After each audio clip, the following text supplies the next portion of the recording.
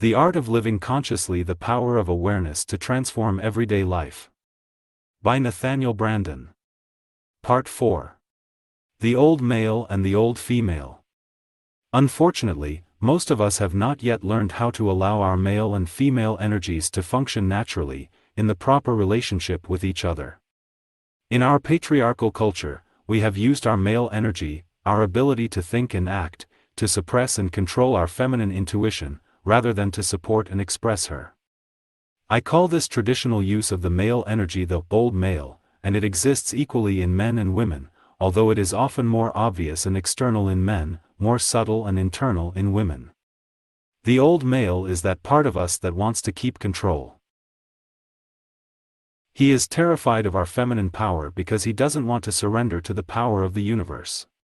He is afraid that if he surrenders, he will lose his individual identity.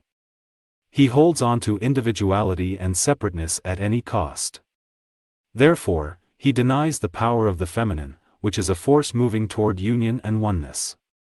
In relationship with the old male, the female is helpless in the world.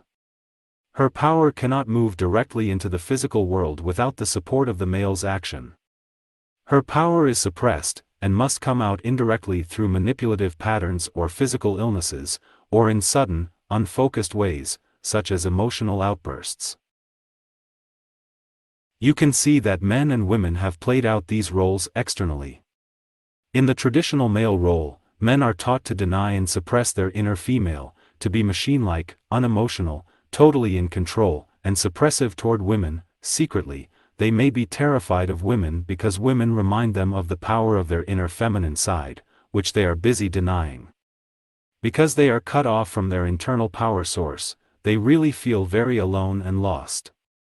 In the traditional female role, a woman also learns to use her male energy to deny and suppress her feminine power. This leaves her helpless, dependent on men, and able to express her power only indirectly, through manipulation.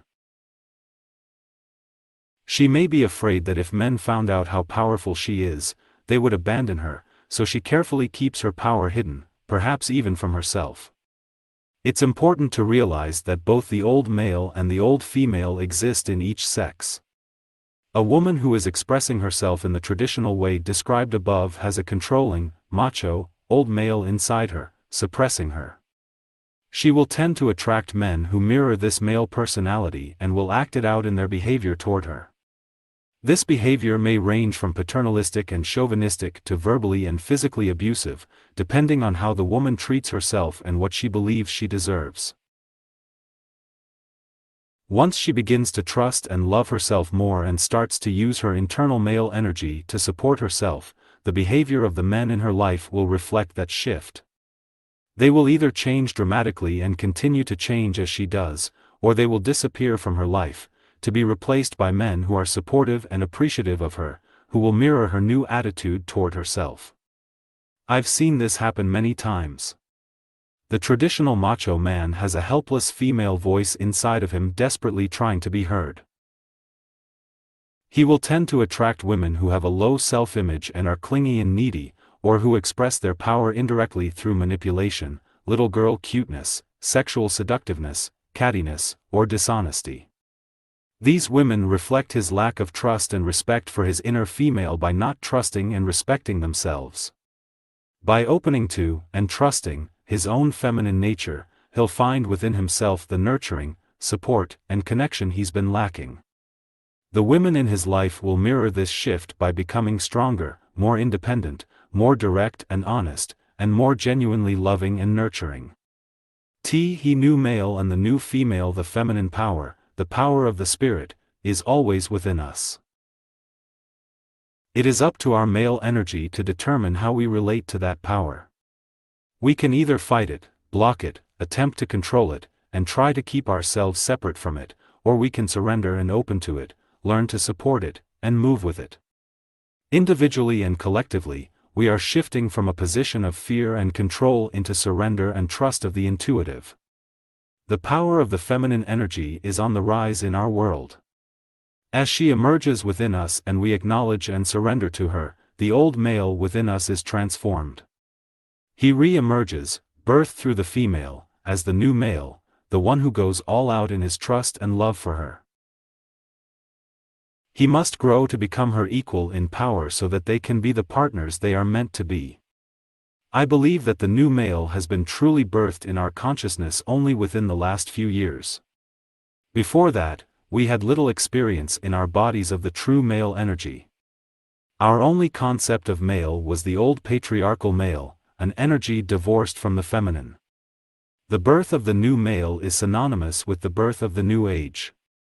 The new world is being built within us and mirrored around us as the new male, physical form, emerges in all his glory from the feminine power, spirit. An image. Every now and then I do a visualization process in which I ask for an image of my male and female. Each time I do it, I receive something a little different that teaches me something new. I'm sharing with you one of the most powerful images, because it is such a dramatic illustration of one aspect of the relationship between inner female and male. My female energy appeared as a beautiful, radiant queen, overflowing with love and light. She was being carried through the streets on a litter borne by several carriers. The people were lining the streets, waiting for an opportunity to see her. She was so beautiful, open, and loving that as she passed by, waving, smiling, and throwing kisses to people, they were instantly healed of any pain or limitation. By her side walked a samurai warrior carrying a sword. This was my male energy. It was well understood by everyone that if anyone made a threatening move toward the queen, he would instantly raise his sword and ruthlessly cut down the offender. Knowing this, naturally, no one dared to harm her. He was willing to be absolutely unhesitating in his trust of his own judgment and his own response, which left her completely safe and protected. Feeling totally safe, having no need to hide or defend herself, she was free to be completely open, soft, and loving and to give her gifts freely and generously to all around her. Meditation. Sit or lie down in a comfortable position and close your eyes. Take a few deep breaths and relax your body and mind completely. Allow your conscious awareness to move into a quiet place within you. Now bring to your mind an image that represents your inner female. This image could be an actual person, an animal, or it could be something more abstract, an energy, a color or shape, or simply a feeling. Spontaneously take whatever comes to you. Take a look at your female and get a sense or a feeling of what she represents to you. Notice some of the details of the image. Notice the colors and textures. Notice how you feel about her. Ask her if she has anything she would like to say to you right now. Allow yourself to receive her communication, which may or may not be in words. You may also ask her any questions you have. There may be something you want to know from her. Again, receive her communication to you, whether it comes in words, a feeling, or an image. Once you have allowed yourself to receive her communication, and you feel complete for this moment, take a deep breath and release her image from your mind. Come back to a quiet, still place.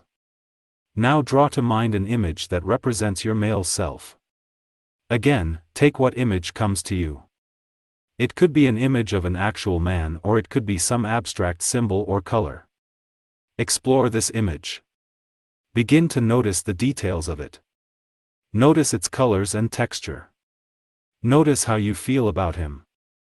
Then, ask him if he has anything to communicate to you at this time. Be receptive to receiving his communication, whether it is in words or some other form. If you have anything you want to ask him, do this now. Be open to any words or images you may receive. If an answer doesn't come to you immediately, know that it will come later. Once you feel complete with your communication with him, release his image from your mind. Come again to a quiet place inside. Now, ask for the images of both your male and female to come to you at the same time. See how they relate to one another. Are they in relationship to one another or are they separate? If they are in relationship to one another, how do they relate? Ask them if they have anything they would like to communicate to one another or to you.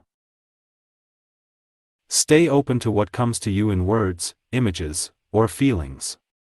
If you have anything you'd like to say to them or ask them, do that now. When you feel complete, once again take a deep breath and release their images from your mind. Come back to a quiet, still place inside. Exercise. Close your eyes and contact your female intuitive voice. Ask her what she wants. Is there a gift she desires or something she wants to say or do? When she has told you what she wants, imagine your new male supporting her desire. See him taking whatever necessary action to honor her need and desire. When you open your eyes, do your best to follow whatever you feel your intuition wants you to do. Chapter 9: Men and Women. We all instinctively understand the basic functions of feminine and masculine energies, but we may not realize that they both exist in each person. More often we tend to associate male and female energies with their respective body types. Thus, women have become the symbols of female energy.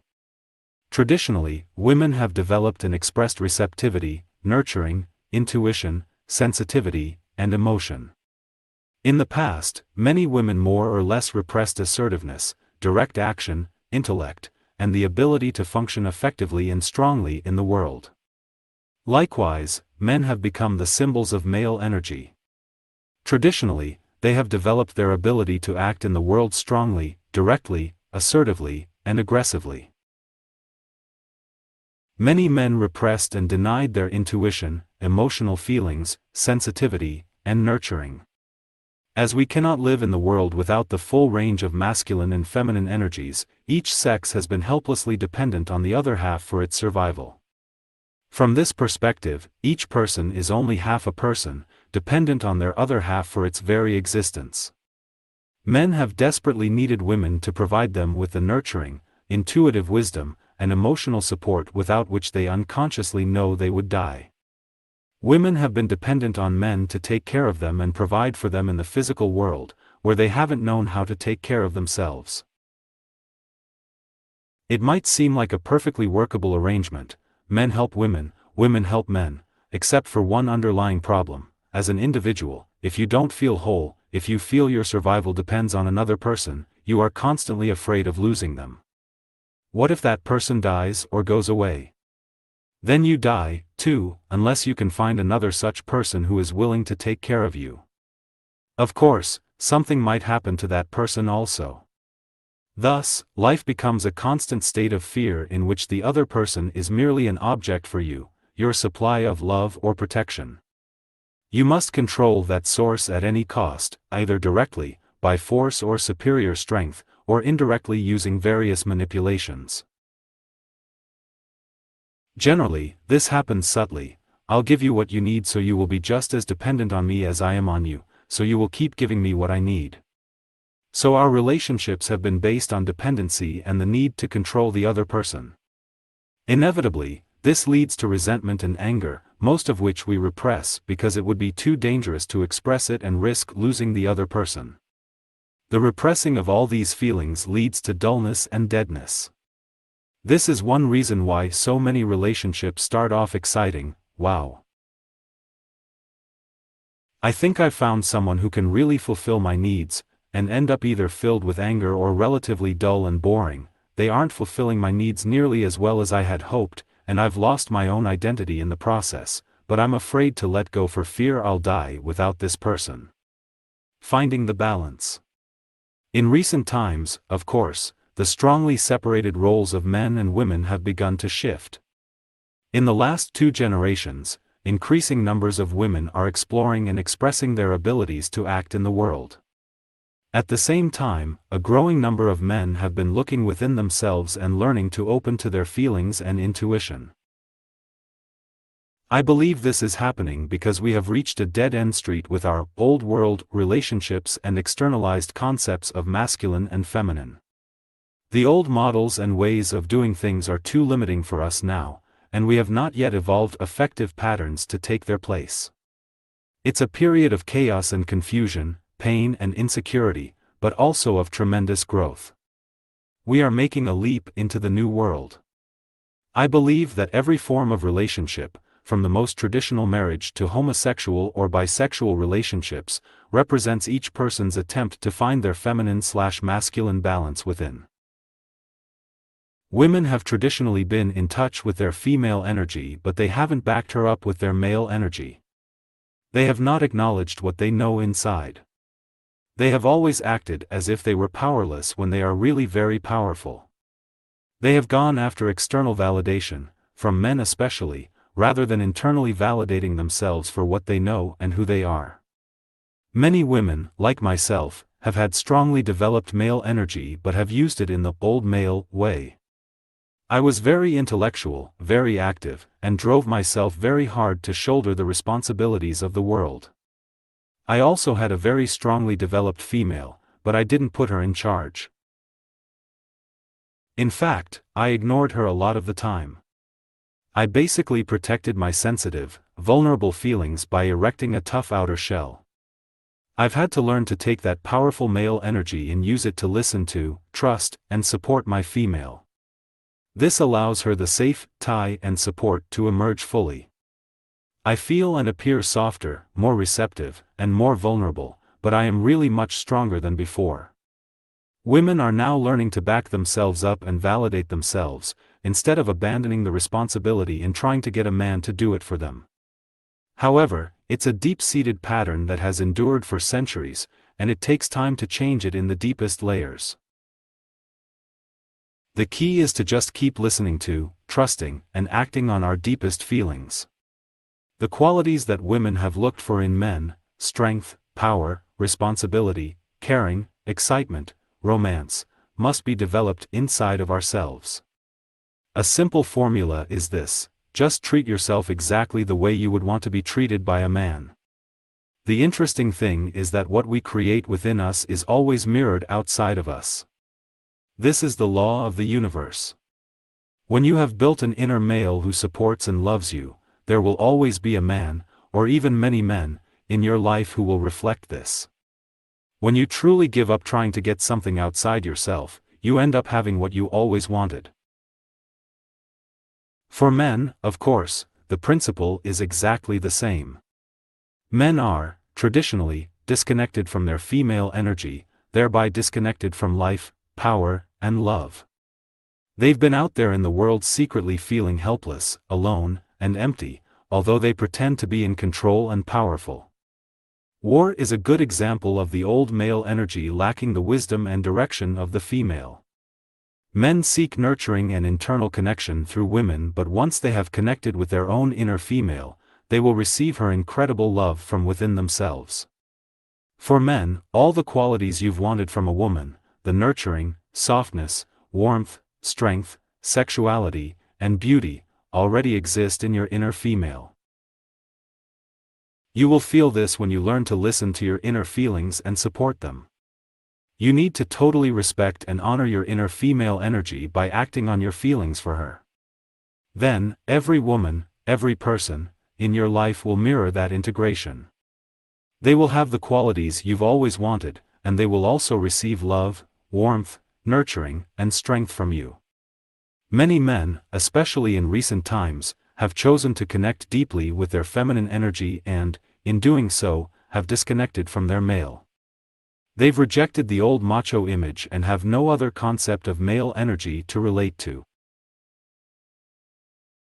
These men are usually so afraid of their male energy, fearing that it will burst forth with all the old mindlessness and violence they equate with maleness, that they reject the positive, assertive male qualities as well. I feel it's very important for these men to embrace the concept of the new male, one who allows his spontaneous, active, aggressive male energy to flow freely, knowing that the power of his feminine is in charge, wisely directing him. This requires a deep trust that the inner female knows what she's doing and won't allow anything destructive or harmful to happen. New World Relationships.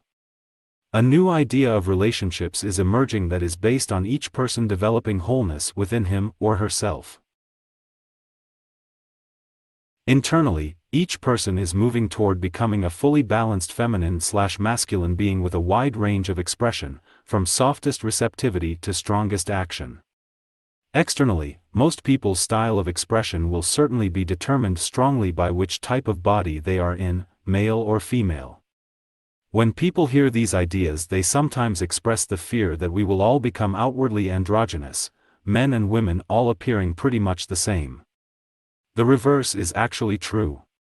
The more women develop and trust their male aspect to support them and back them up internally, the safer they feel to allow their soft, receptive, beautiful feminine aspect to open up.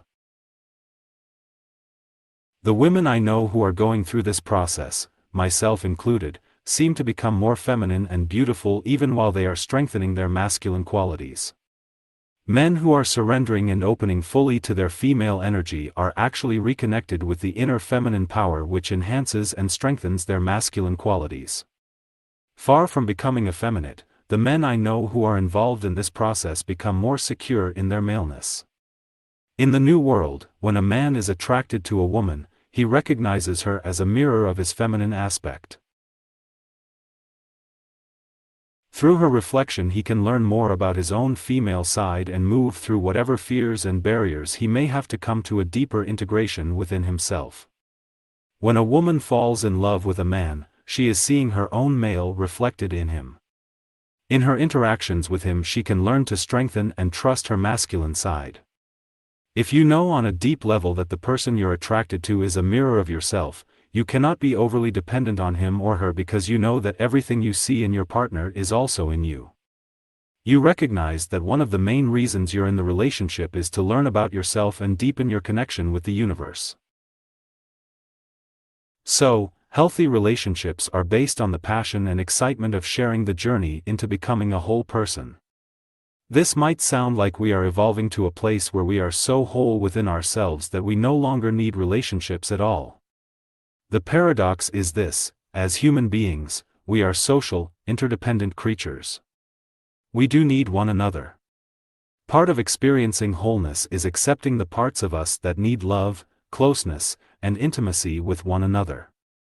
So, creating conscious relationships involves honoring both our dependence and our interdependence. Gay relationships. My own experience in relationships is heterosexual, so I can hardly consider myself much of an expert on gay relationships.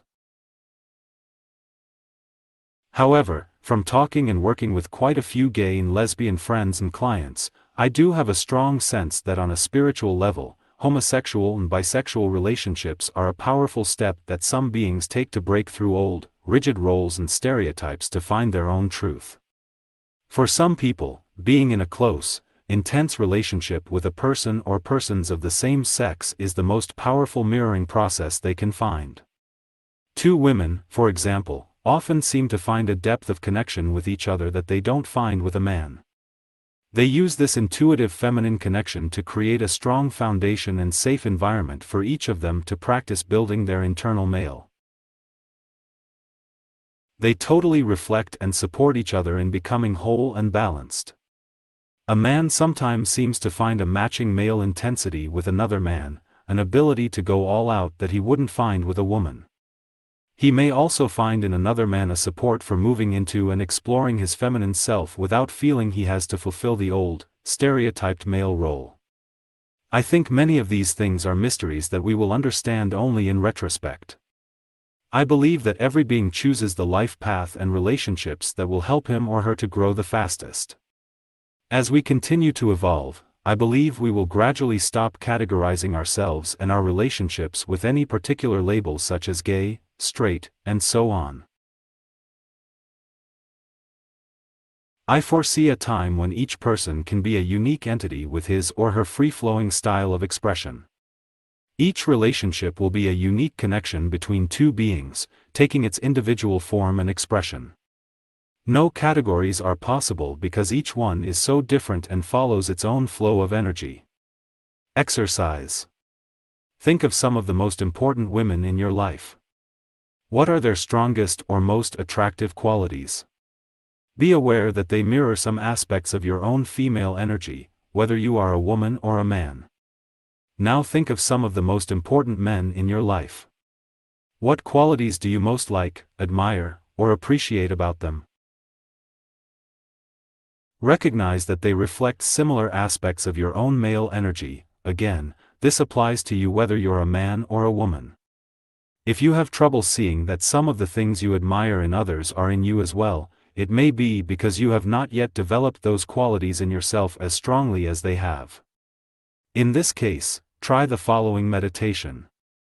Meditation. Get in a comfortable position. Close your eyes, relax, take a few deep, slow breaths and move your consciousness into a deep, quiet place inside. Bring to mind one person whom you admire or are attracted to. Ask yourself what qualities you find most attractive in this person. Do you see those same qualities in yourself? If not, try imagining that you possess those same qualities. Imagine how you would look, talk, and act. Picture yourself in a variety of situations and interactions. If you feel these are qualities you want to further develop within yourself, continue to do this visualization regularly for a while. Chapter 10. East and West, a new challenge. I have a strong feeling that in my last life I was a spiritual ascetic, perhaps in India, and probably living in meditation on a mountaintop somewhere. That way of life has a comfortable familiarity to it, and there is a longing somewhere within me to continue to live in that blissful simplicity. However, I know that this time I have chosen to take it to the next level, to integrate the spiritual, mental, emotional, and physical aspects of my being and learn to live in balance in the world. It is interesting to look at the world from the perspective of male and female, or spirit and form. In doing so I have discovered some fascinating things. In a sense, the East can be seen to represent the feminine polarity. Many of the Eastern cultures have an ancient and powerful spiritual tradition. Until recently, their strength and development have been primarily in the intuitive and spiritual realms, at least in comparison with the Western world. They have lacked development in the physical realm and, as a result, they have experienced a great deal of poverty, chaos, and confusion. The energy in the West, Europe and the United States, is more masculine. In modern history it has focused primarily on developing the physical realm while paying little attention to spiritual development. As a result, we have made incredible technological progress, but we are experiencing a terrible poverty of spirit, a feeling of disconnection from our source. These two worlds are drawn to one another just as men and women are, with a certain amount of fear and distrust, but an overwhelming attraction nonetheless. Eastern spiritual teachings are flooding the West, and Western technology is gravitating toward the East. We are each hungry for what the other has. One of my favorite mental pictures of my travels in India is this: I was standing in a bazaar. In front of me were two booths. One booth had beautiful traditional handcrafted items for sale. A group of Europeans and Americans were crowded around it, eagerly bargaining for the lovely treasures. The other booth proudly displayed a variety of plastic items, bowls, kitchen utensils, even plastic shoes. A long line of Indians patiently waited their turn to purchase these precious things. Naturally, neither one of the groups cast even a second glance at the other booth. East and West can learn from each other, but like women and men, they must ultimately find within themselves that which they admire in each other. Hopefully, the developing third world countries will learn from our mistakes and develop a technology that is more harmoniously attuned to the spirit and the environment. And we in the West must develop a spiritual path that helps us to deal with the physical world. The Eastern spiritual traditions, and our Western spiritual traditions, as well, for that matter, are based on removing oneself as much as possible from the world in order to connect more deeply with the spirit. The world, with its temptations and distractions, is a very difficult place to maintain a focus on, and commitment to, inner truth. Thus, most serious traditional spiritual paths have involved some degree of renunciation of the world. Relationships, money, material possessions, pleasures, and luxuries have been given up. The ideal has been to withdraw to a monastery or mountaintop and pursue a life of quiet contemplation, giving up all attachment to the world. Even those who choose to remain householders with families and jobs have usually followed strong rules and restrictions that are designed to keep them as separate from the world as possible. This contemplative spiritual orientation has been a necessary and powerful step, but it is reflective of the split we have maintained between spirit and form, between the female and male within us. To be a spiritual seeker, we have had to leave the physical world. Enlightenment has been the reason for reclaiming spirit by denying the body, transcending form by leaving it. Thus, individual beings have become enlightened, in the sense that they have fully realized their spiritual nature, but they have not fully integrated that enlightenment into their form. When they have eventually left their bodies, the world remained largely untransformed. These masters have supported and preserved the intuitive principle in our world and have paved the way for us to take the next step, the integration of feminine and masculine, spirit and form, and the subsequent transformation of our world. Those of us who choose to be spiritual seekers and transformers must now move into the world with the same degree of commitment to our spiritual selves as we would have if we renounced the world. This path is much more difficult. We are now challenged to surrender to the universe, to follow its guidance and to do so while having deep, passionate relationships, dealing with money, business, family, creative projects, and so many other worldly things. Rather than avoiding our attachments to the world, the time has come to acknowledge and work with them. We must move into the challenging situation, move into, recognize, and own all the feelings and attachment, and learn to embrace the full range of our experience. Meditation. Relax, close your eyes, and take a few deep breaths. With each breath, drop more deeply into a quiet place inside yourself. From this place of calm, start to see a new image of yourself in the world. Your focus is on the universe and you follow its guidance. You trust yourself. You feel strong and courageous. You carry a sense of knowingness with you into the world. Because of this trust and focus within yourself, what you create on the outside is beautiful. Your world is nourishing to you and others. You are having deep, passionate relationships, and are dealing with people, money, your career, your body, and everything else around you. You are able to be in the world and enjoy all worldly things, yet keep your commitment to the universe within yourself. This commitment is reflected in the light and power you feel. Part 2. Living the Principles. Chapter 11. Trusting Intuition. Most of us have been taught from childhood not to trust our feelings, not to express ourselves truthfully and honestly, not to recognize that at the core of our being lies a loving, powerful, and creative nature. We learn easily to try to accommodate those around us, to follow certain rules of behavior, to suppress our spontaneous impulses, and to do what is expected of us. Even if we rebel against this, we are trapped in our rebellion, doing the opposite of what we've been told in a knee-jerk reaction against authority. Very seldom do we receive any support for trusting ourselves, listening to our own sense of inner truth, and expressing ourselves in a direct and honest way. When we consistently suppress and distrust our intuitive knowingness, looking instead for authority, validation, and approval from others, we give our personal power away. This leads to feelings of helplessness, emptiness, a sense of being a victim, and eventually to anger and rage, and, if these feelings are also suppressed, to depression and deadness. We may simply succumb to these feelings, and lead a life of quiet numbness. We may overcompensate for our feelings of powerlessness by attempting to control and manipulate other people and our environment. Or we may eventually burst forth with uncontrolled rage that is highly exaggerated and distorted by its long suppression. None of these are very positive alternatives.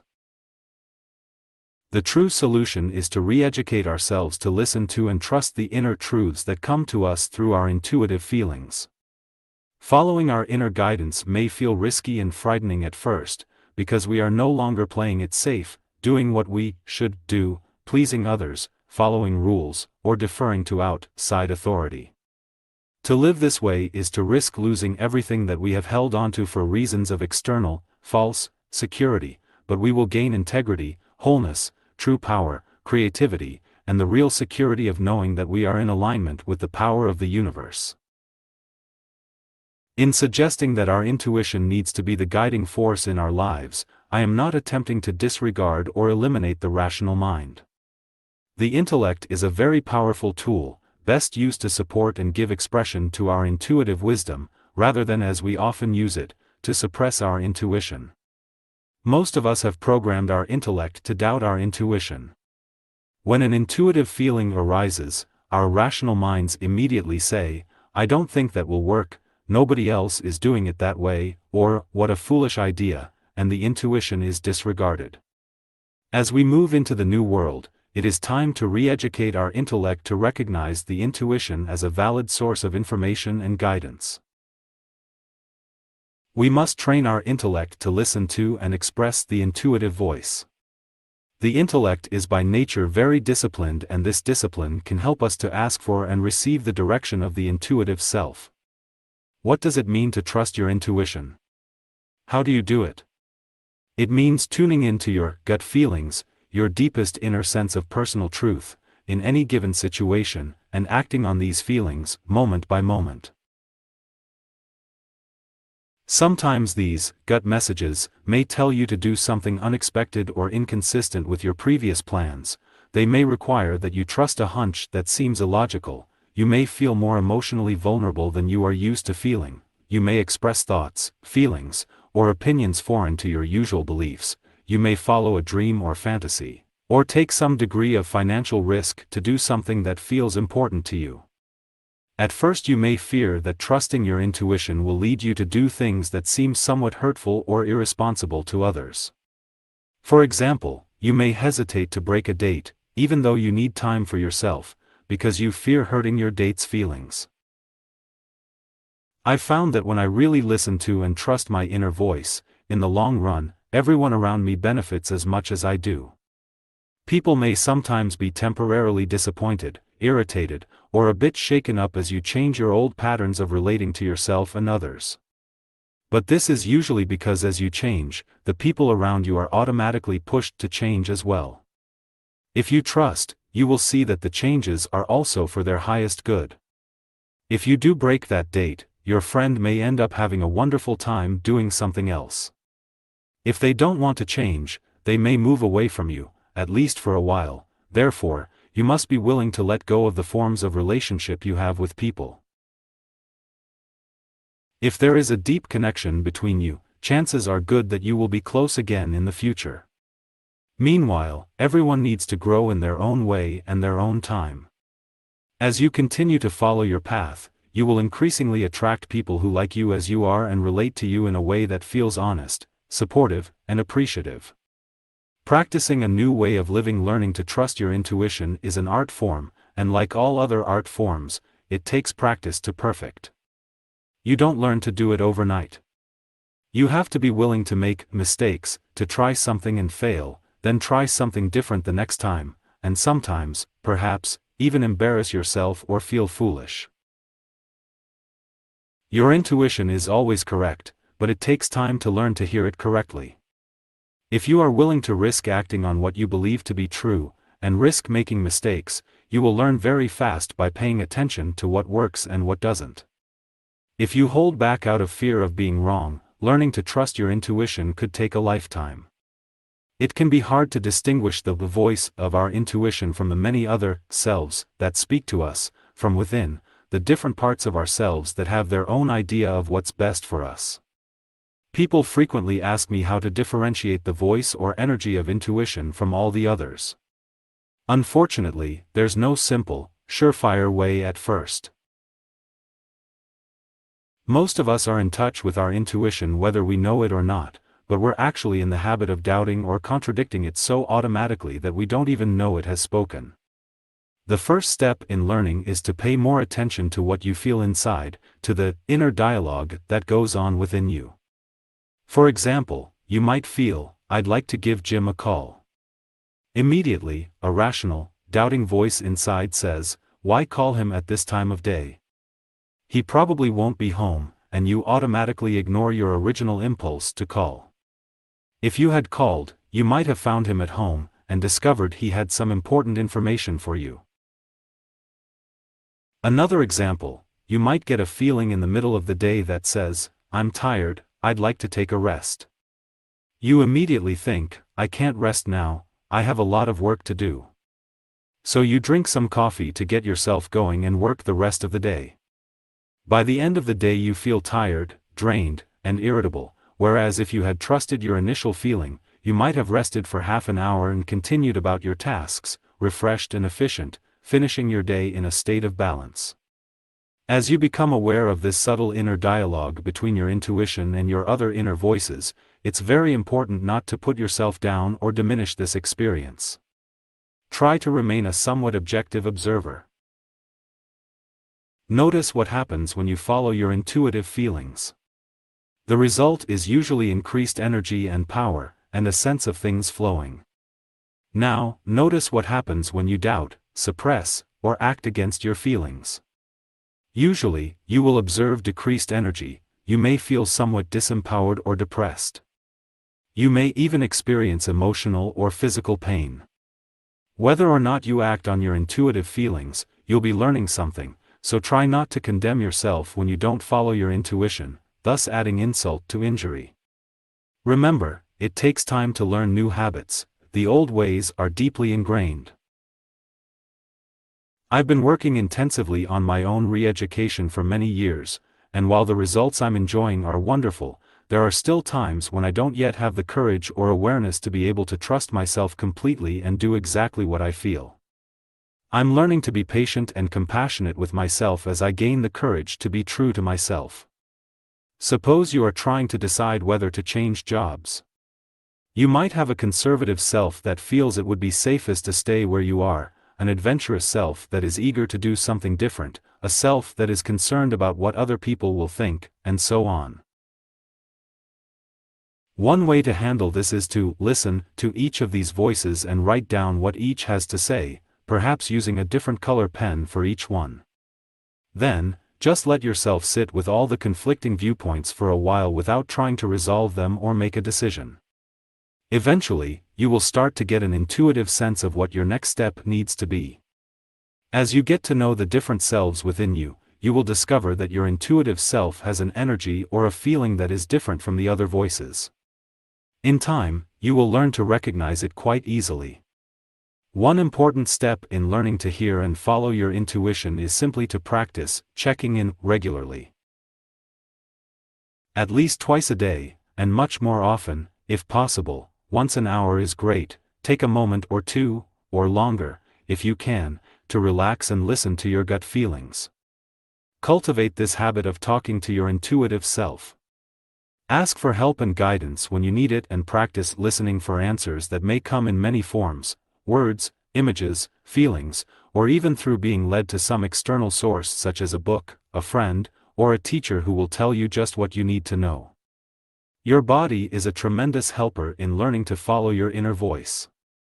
Whenever you feel your body is in pain or discomfort, it is usually an indication that you have ignored your feelings. Use it as a signal to tune in and ask what you need to be aware of. As you learn to live from your intuition, you give up making decisions with your head. You act moment by moment on what you feel and allow things to unfold as you go. In this way, you are led in the direction that is right for you, and decisions are made easily and naturally. If possible, try not to make big decisions concerning future events until you are clear about what you want. Focus on following the energy in the moment and you'll find that it will all be handled in its own time and way. When you must make a decision related to something in the future, follow your gut feeling about it at the time the decision needs to be made. Remember, too, that although I sometimes speak of following your inner intuitive voice, most people do not literally experience it as a voice. Often it's more like a simple feeling, an energy, a sense of, I want to do this, or, I don't want to do that. Don't make it into a big deal, a mysterious mystical event, a voice from on high. It's a simple, natural human experience that we have lost touch with and need to reclaim. The main sign that you are following your intuition in your life is increased aliveness. It feels like more life energy is flowing through your body. Sometimes it may even feel a little overwhelming, like more energy than your body can handle. You may even have the experience of feeling tired from too much energy coming through you. You won't bring through more energy than you can deal with, but it may stretch you a little. Your body's expanding its capacity to channel the universal energy. Relax into it and rest when you need to. Do things that help you stay grounded, such as physical exercise, being in nature, emotional self-nurturing, and eating healthy, substantial foods. Soon, you'll feel more balanced and you'll even begin to enjoy the increasing intensity. At first you may find that the more you act on your intuition, the more things in your life seem to be falling apart. You might lose your job, a relationship, certain friends, or your car might even stop working. You're actually changing rapidly and shedding the things in your life that no longer fit. As long as you refuse to let go of them, they imprisoned you. As you continue on this new path, following the energy moment by moment as best you can, you will see new forms begin to be created in your life, new relationships, new work, a new home, a new form of creative expression, or whatever. It will happen easily and effortlessly. Things will just fall into place, and doors will open in a seemingly miraculous way. You may have times when you will just go along, doing what you have energy to do, and not doing what you don't have energy to do, having a wonderful time, and you will, literally, be able to watch the universe creating through you. You're starting to experience the joy of being a creative channel. Specific examples. Here are a few examples from my life, and the lives of my friends and clients, of the types of situations you might be confronted with in following your intuition. Notice that the words in parentheses are the thoughts and feelings that might have held you back or stopped you from trusting your intuition in the past. Leaving a party or meeting because you realize you really don't want to be there, even though you're afraid of what others might think or you don't want to miss something good. Telling someone that you are attracted to him, or that you would like to get to know him, or that you love him, or whatever it is that you're feeling, because it feels good to be open and tell the truth, even though you're afraid of being rejected, and it makes you feel very vulnerable, and one part of you says, you're just not supposed to do that. Deciding not to write your thesis because you really don't feel very interested in it. Every time you think about it, it feels like a terrible chore, even though you spent 5 years working toward it, and your parents will be upset if you don't get your degree. You'd really like to have the prestige, and you think you could get a better job with it. Taking singing lessons, music lessons, a dance class, or whatever interests you, because you have a fantasy that you would love to be able to sing, play an instrument, or dance, even though you don't think you have any talent. You're too old to learn now, or you might look foolish. Not going to work one day because you feel like you want a quiet day to yourself to hang around home, lie in the sun, take a walk, or even just lie in bed, even though you always go to work and think it's terribly irresponsible not to if you're not sick, or you're afraid you might lose your job, or you think it's silly or frivolous. Quitting your job because you hate it and you realize that you don't really need to do something that you don't like, even though you're not really sure that what you're going to do next, and you'll only have enough money to last you for a few months, and you feel scared about not having the security of a regular income. Not doing a favor for someone who's asked you to because you really don't want to, and you know you'd feel resentful if you did, even though you're afraid you're selfish, or you might lose a friend or antagonize a coworker. Spending a little money on something special for yourself or someone else, on impulse, just because it makes you feel good, even though you're normally very frugal, and you really feel maybe you can't afford it. Telling someone your opinion about something because you're tired of pretending to agree with others, even though you normally wouldn't dare express yourself that way. Telling your family that you're not cooking dinner because you just don't feel like it, even though you're afraid you're being a bad wife and mother and they all might find out they don't need you anymore and your whole identity will be shot. Not making a decision about something because you're not sure yet what you really feel about it, even though it makes you feel uncomfortable and off balance to be in a state of indecisiveness. Starting your own business because you have a strong feeling inside that you can do it, even though you've never done anything like that before. Well, you've got the idea. Trusting your intuition means tuning in as deeply as you can to the energy you feel, following that energy moment to moment, trusting that it will lead you where you want to go and bring you everything you desire. It means being yourself, being real and authentic in your communications, being willing to try new things because they feel right, and doing what turns you on. Highly intuitive people. Many people are already highly developed intuitively. Some are very much in touch with their intuition, but are afraid to act on it in the world. Often, these people will follow their intuitive promptings in one specific area of their lives, but not in others. Many artists, musicians, performers, and other highly creative people fall into this category. They strongly trust and spontaneously act on their intuition within the bounds of their art form, thus, they are extremely creative and often very productive, but they don't have the same degree of self-trust and willingness to back their feelings with action in other areas of their lives, particularly in their relationships and in matters of business and money. Thus, we have the classic case of the artistic type who is chaotic and unbalanced emotional, and/or inept or even exploited financially. A classic example of this problem was seen in the movie Lady Sings the Blues, based on the life of the great singer Billie Holiday. In one scene, she is traveling with her show on a grueling tour of the country. She is feeling exhausted and depleted and yearns to go home to see her husband and to rest. She resolves to cancel her tour and follow her heart. However, her business managers succeed in convincing her that this move would ruin her career, that she must continue on the road. Shortly after giving in to their arguments, she begins to indulge heavily in drugs. From that point on, her life takes a downward and tragic course. Naturally, one such incident does not ruin an entire life, but this movie provides a graphic illustration of the way many artists and performers give away their authority to other influences around them and suffer the resulting inner conflict, pain, and loss of power. In order to come into balance, these people must learn to trust their intuition and assert themselves in all areas of their lives. Many psychics also experience this problem.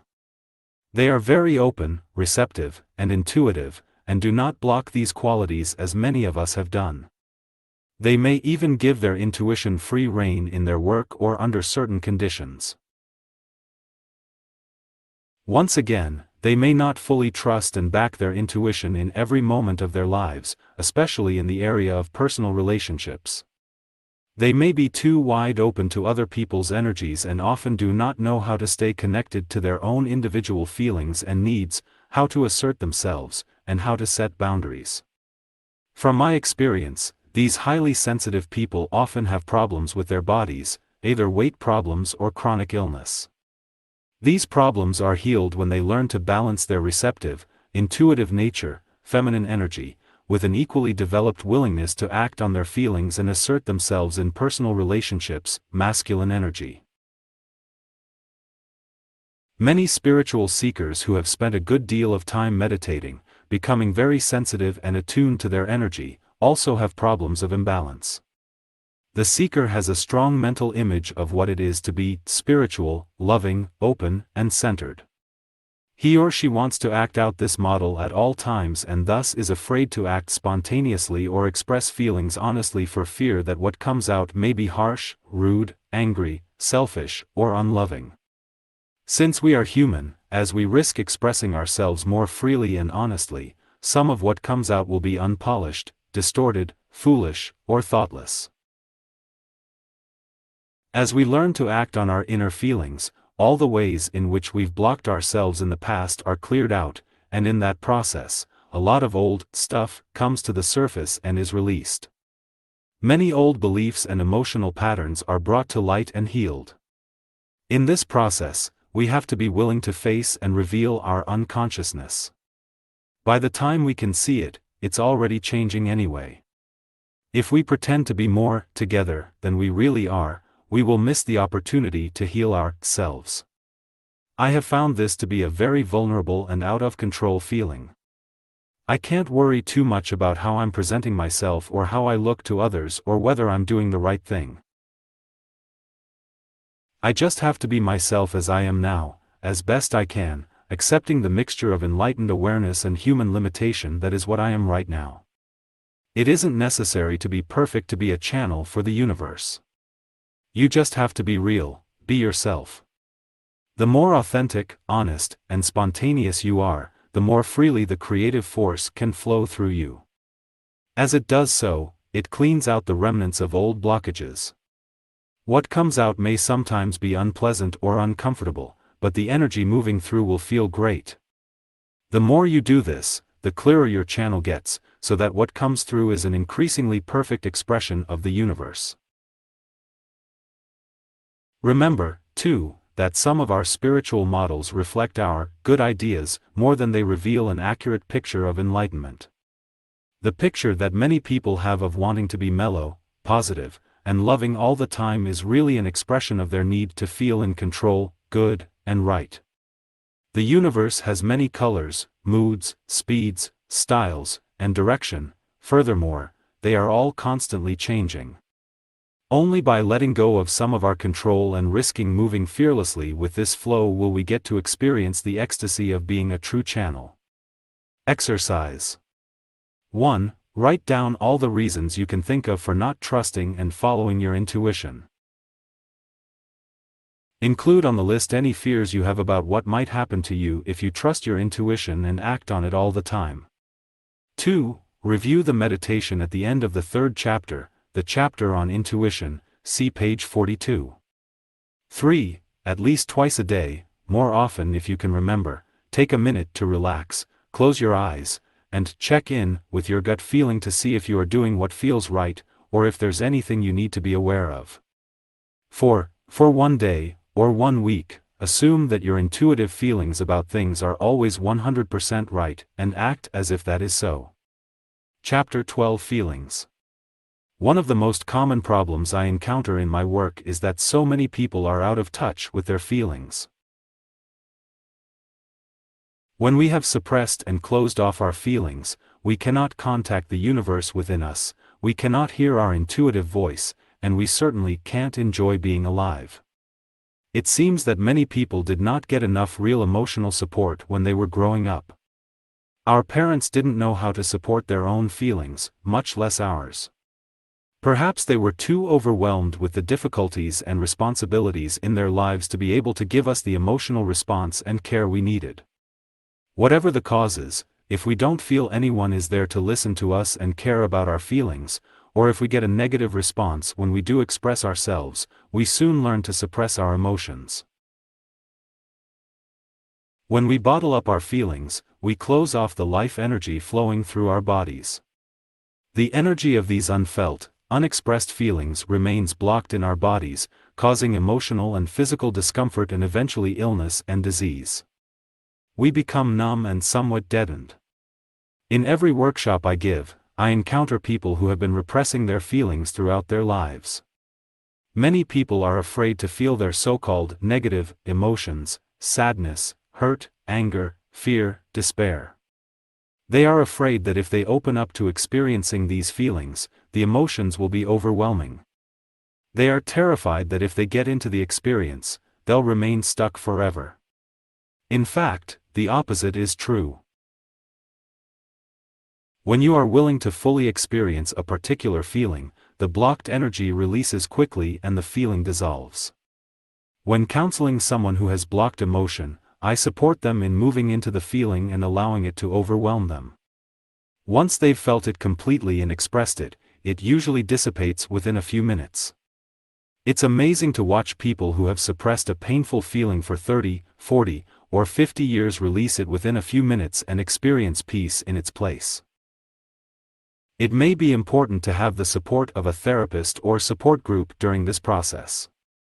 Once you have experienced and released blocked emotion from the past, a greater flow of energy and vitality will enrich your life. It is important to learn to be in touch with your feelings as they arise. In this way, they can continue to move through and your channel will remain clear. Emotions are cyclical in nature and, like the weather, they are constantly changing. In the course of an hour, a day, or a week we may move through a wide range of feelings. If we understand this, we can learn to enjoy all our feelings and simply allow them to keep changing.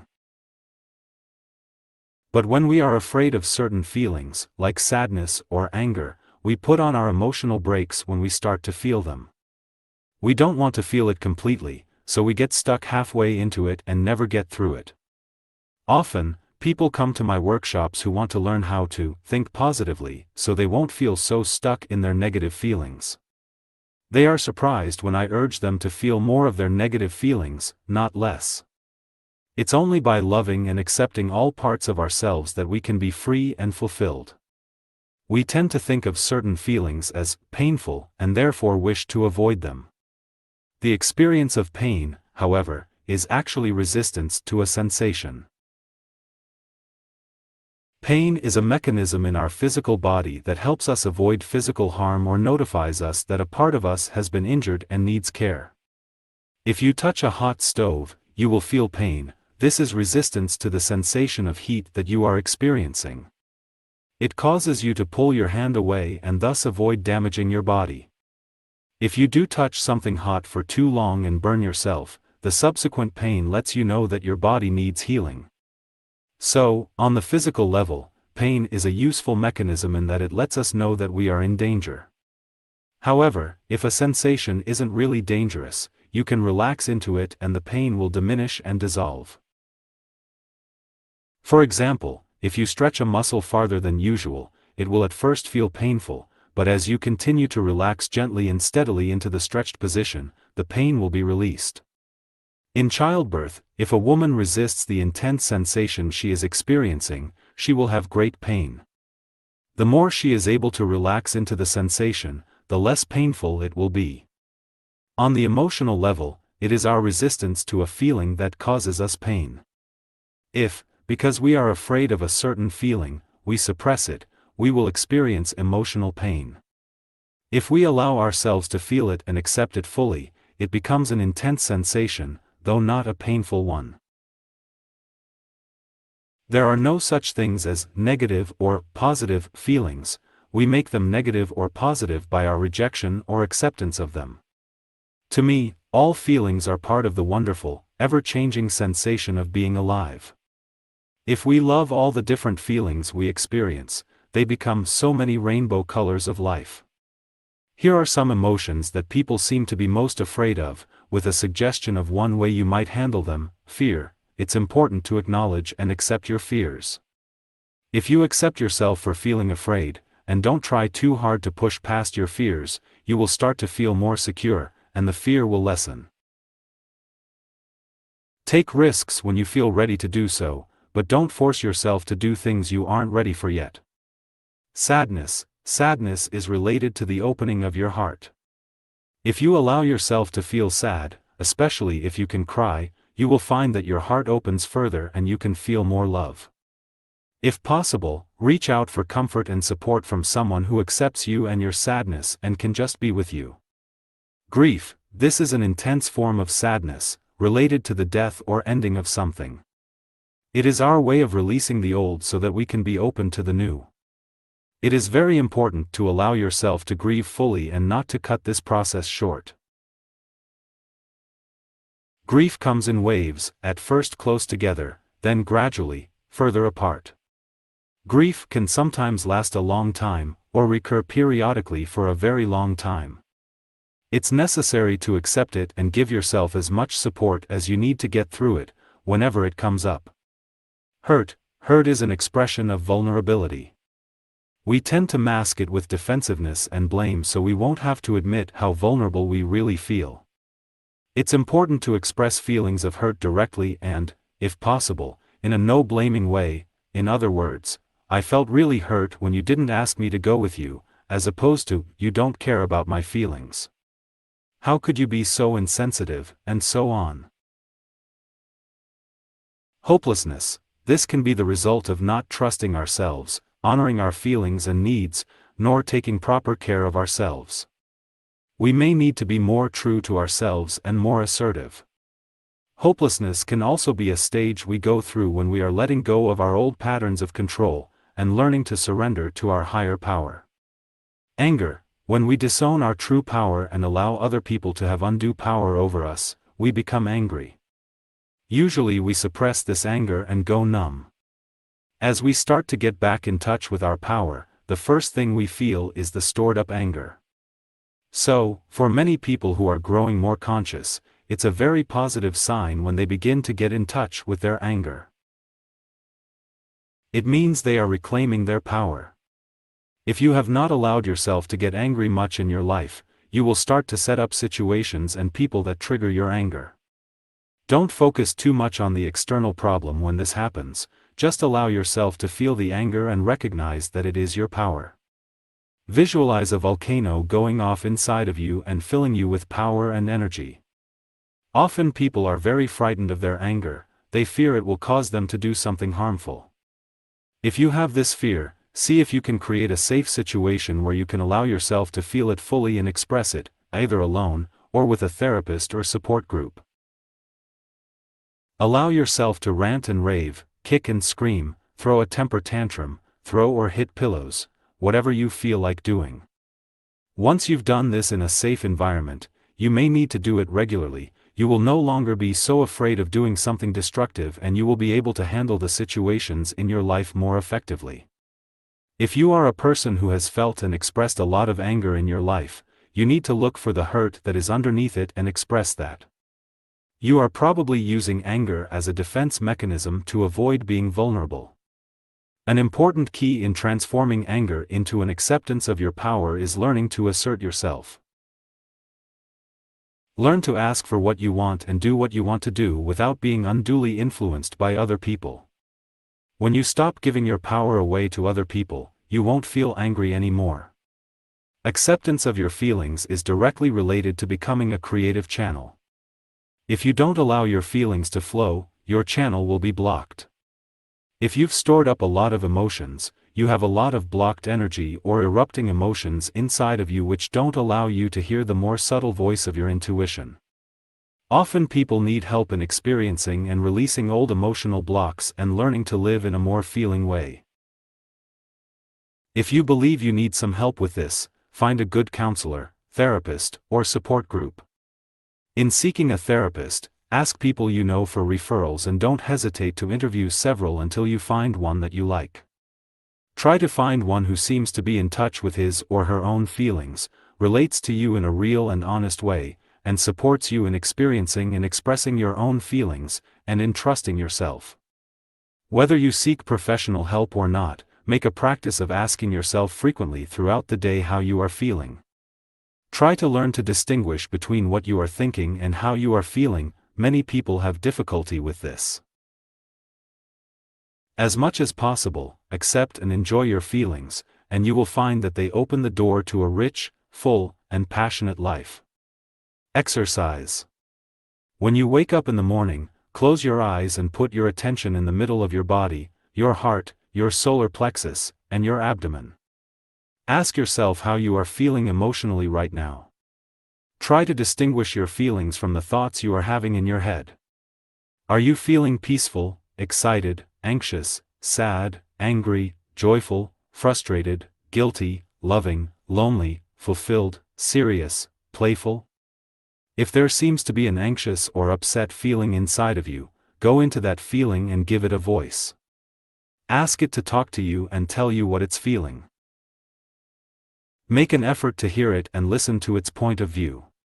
Be sympathetic, loving, and supportive toward your feelings. Ask what you can do to take care of yourself at this time. Repeat this exercise before you go to sleep at night, and at any other time during the day that feels appropriate. Chapter 13. Balancing being and doing. As channels for the universe, we must have available a full range of expression and emotion. If the higher power tells us to leap, we must be able to leap without stopping to ask questions. If it tells us to wait, we must be able to relax and enjoy a space of non-activity until the next message comes. We will always be pushed by our inner guidance to explore aspects of ourselves that are less developed, to express and experience ourselves in new ways. If we ignore these inner impulses, we will be forced by external life circumstances to explore the opposite polarities from the ones we are most comfortable with. One way or another, our higher self makes sure that we get the message of what we have to do. At times we may swing from one polarity to the other until we come into balance. You can expect that your intuition will lead you in directions that are new and different for you. If you are comfortable in one type of personality or pattern, you will probably be asked to start expressing the opposite. It's good to know this, especially when you're in the process of learning to hear your inner guidance. A good rule might be to expect the unexpected. One of the most important sets of polarities that we need to develop and balance are the energies of being and doing. Most of us are more identified with one of these energies, and disown the other. The two types could be called the doers and the beers. They roughly correspond to type A and type B personalities in common psychological terminology. The doers are people who are primarily action-oriented. They know how to get things done, and they usually aren't afraid to put themselves out there and take risks in expressing themselves or trying new things. Basically, they are good at expressing their outgoing energy. They have trouble receiving. They don't like feeling vulnerable. The most difficult thing for them is doing nothing, not being engaged in some type of constructive activity. Unstructured time makes them uncomfortable and they usually fill it up with lots of activity. They tend to be driven and have a hard time really relaxing. Their male, active energy is more developed, and they may be somewhat uncomfortable with their female, receptive side. Beers are mainly oriented toward inner attunement. They know how to relax and take it easy. They enjoy the subtle pleasure of life and often know how to nurture themselves and others, and how to play. They are usually flexible, and are happy to hang out with unstructured time. They may have trouble with action. They fear putting themselves out in new or unusual ways and tend to hold back a lot. They aren't very assertive and sometimes have trouble expressing feelings or opinions. They worry about what others will think of them. They may be uncomfortable in the world and lack the confidence to deal with people, business, money, and so on.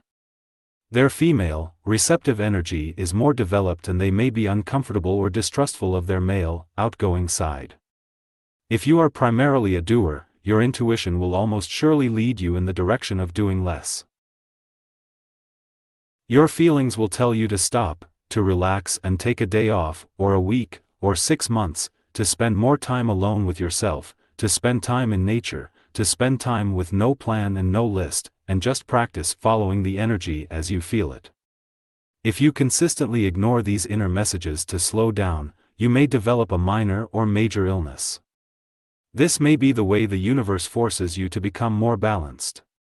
The hardest thing for a doer is getting no message at all, having to hang out and wait and do nothing until further guidance comes. I am primarily a doer, a list maker, a very active person, and one of the hardest things for me has been when the universe has forced me to do nothing.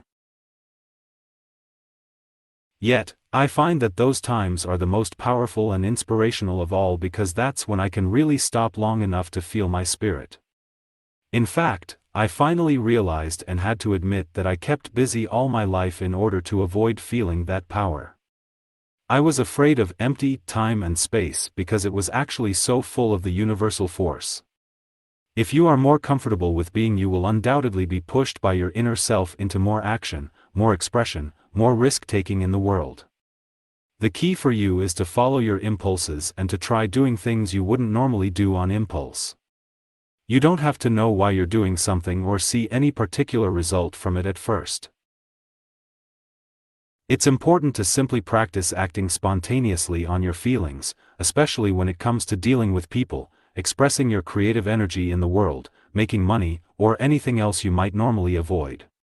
Don't push yourself harder or farther than you are ready to go. It's very important to respect your own boundaries and rhythms for growing. Make sure the voice isn't coming from your inner authoritarian self, saying, "You should put yourself out in this way." If it's a should, it's seldom the voice of the universe. Rather, follow the feelings you have that guide you to practice expressing yourself and building your confidence in a supportive way. Meditation. Get comfortable and close your eyes. Take a few deep breaths, and each time you exhale, relax your body and mind into a deep, quiet level of consciousness. Imagine yourself as a very balanced person. You are able to relax, play, and nurture yourself frequently, and you enjoy having time and space in your life when there is nothing special you have to do.